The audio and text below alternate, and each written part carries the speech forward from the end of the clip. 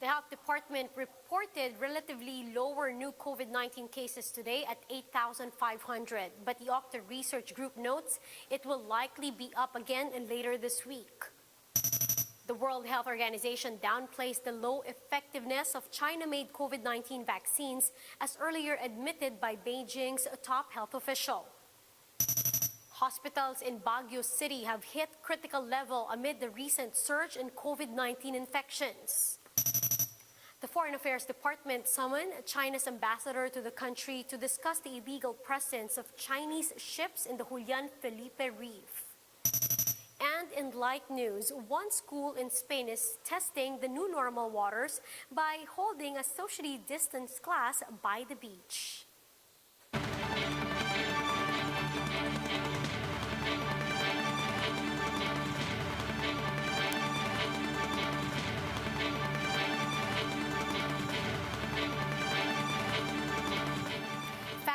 Focused and fearless. Here's a roundup of stories we're watching now. I'm Riza Diaz. An Octa Research Fellow says the MECQ status across the NCR Plus will slow down the decrease of COVID-19 reproduction rate. Speaking with us earlier, Professor Ranjit Rai explained that due to the new quarantine status, which he described as, quote, too loose, Metro Manila might still be slightly above the 1 threshold for the reproduction rate after 2 weeks. The figure refers to the average number of people that one infected person will pass the virus to. Ranjit noted that the next few days are crucial to determine the possible timeline for the improvement of COVID-19 trend.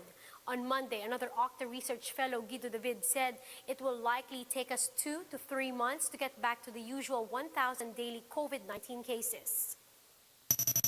It's hard to determine the best case now. Right now, the situation is bad because, number one, hospitals are still filled up. Number two, the are still up. Once it goes down, then we can see some changes. The World Health Organization downplays China's rare admission that its COVID-19 vaccine's effectiveness is low, and the government is looking at mixing them to boost efficacy. In a briefing, WHO Department of Immunization Director Kate O'Brien said preventing severe infections is what matters most at this point. Sinovac has reported overall efficacy at 50.4%, 83.7% on mild to moderate cases, and 100% against severe infections. Both Sinovac and Sinopharm are still under evaluation of the WHO vaccine experts for their emergency use listing.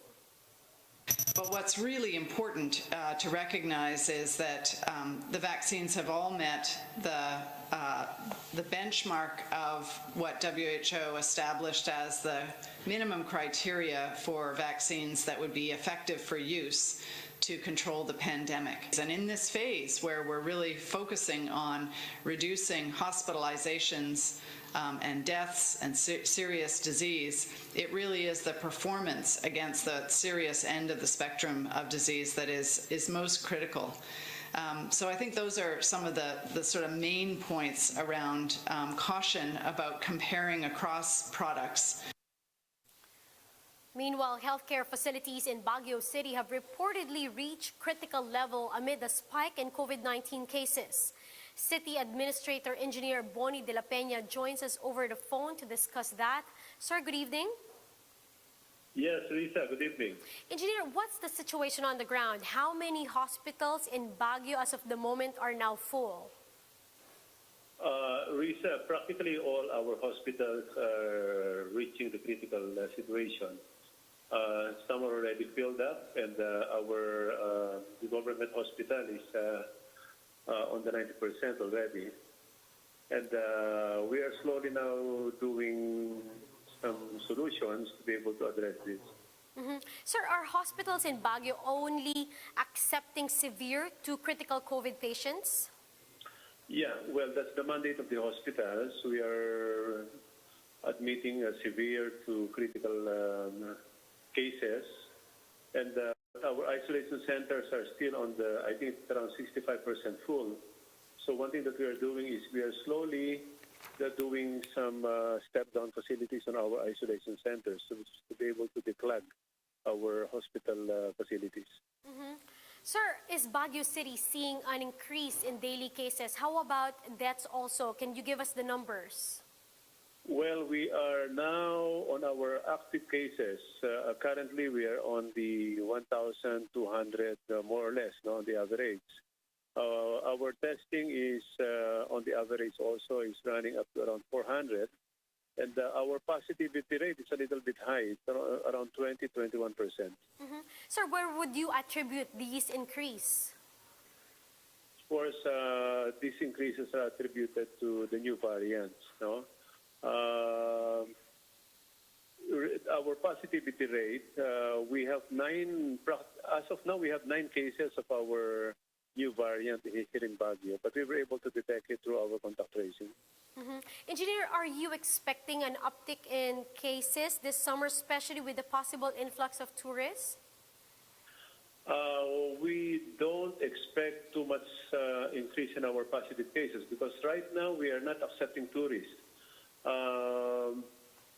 With the directive of our Department of Tourism, if one of our local government in the whole Philippines is under ECQ, then the directive is not to accept tourists. So right now, at this moment, we are not accepting any tourists that are, we are only accepting essential travelers. So, sir, what is your message to the public? Well, our message to the public is, with this current situation of our hospital facilities and our isolation centers, we are now on the critical stage, is to adhere to the call of the government to our health protocols. That is, wearing your face mask properly and face shields, and also social distancing. This is only our weapon to be able to address this. But we are doing our best, Risa, regarding to accommodate all these people who need accommodation, especially in our isolation centers. Sir, speaking of which, let's just circle back into that question. What was the situation again, sir, in your isolation facilities? Are there also efforts to encourage mild cases to go to these sites and to save perhaps hospital space for severe infections? Yeah, that is our plan B, Risa, no? Right now, we have in one of our isolation facility in Baguio, that is the Santo Niño, we actually made, I think, around 50 beds already to be able to accept, to declug our hospital so that we can accommodate people who are oxygen dependent, these moderate cases also, we can accommodate them. But as you know, when you increase, when you have this step-down facility, you decrease also your isolation facility. So we're also adding beds. So this is one way on how to address these cases in our hospitals. We'll surely hope the situation gets better. Thank you for your time and stay safe, sir. That was City Administrator Engineer Bonnie De La Peña on the line. And we'll be pausing for a quick break. We'll be back with more stories. Stay with us.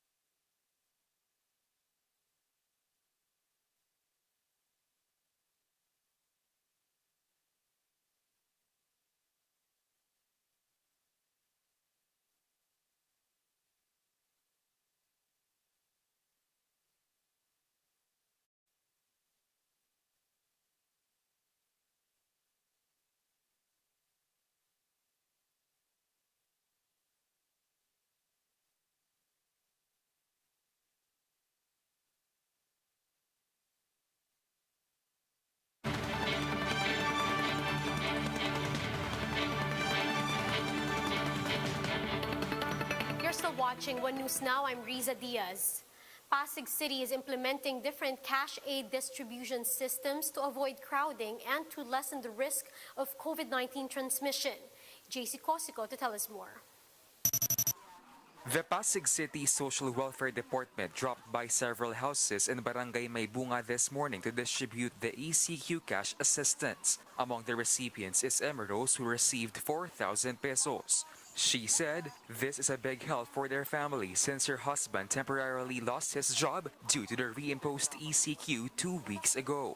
Walang makain. Bili po ng bigas, diaper, mga pangangailangan. 63-year-old Betty Vicente, meanwhile, lauded the LGU for going house to house to distribute the aid. She said she will use the 2,000 peso aid for their food and medicines.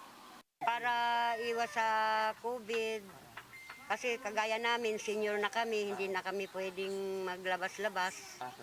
Kaya mas maigi yung bahay-bahay talaga. Both Emma Rose and Betty are among Pasig City residents living in the so-called pockets of poverty. The city government of Pasig decided to distribute house to house in these areas to avoid crowding. The payout schedule is also unannounced. Hindi lang tayo nag-announce way ahead of time kasi defeats the purpose eh. Kumbaga, tinanggal nga natin dun sa payout site o ginawa natin house to house para hindi magkumpul-kumpul yung mga tao. Kaso sa experience natin, pag nag-announce ka na, uy, sa Barangay X at sa Street X, sa Purok X, magbibigay tayo bukas. Eh, bukas ng umaga, napakarami ng tao dun. Pasig City Mayor Vico Soto admits that this process is quite slower compared to having payout centers for the dole-outs. But he said this is safer, especially with the threat of COVID-19 variants. Apart from going house to house, the city will also implement an online ayuda payout via online money transfer PayMaya. Nakasalang na po sa PayMaya yan, nag-aantay na lang tayo ng go signal. Ito po yung may mga phone number na tayo dahil nandun po sa listahan natin ng for SAP dati, lalo na yung mga hindi pa rin nakakatanggap ng second tranche.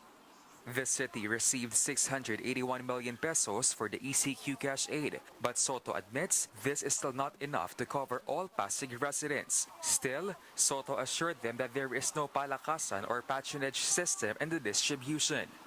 Sa listahan ng DSWD, alam kong hindi perpekto yung listahan. Pero pag tinignan nyo naman po, at pag matapos na po ang lahat ng ito, makikita nyo po, yung average na nakatanggap, mas mahirap po talaga dun sa average na hindi nakatanggap.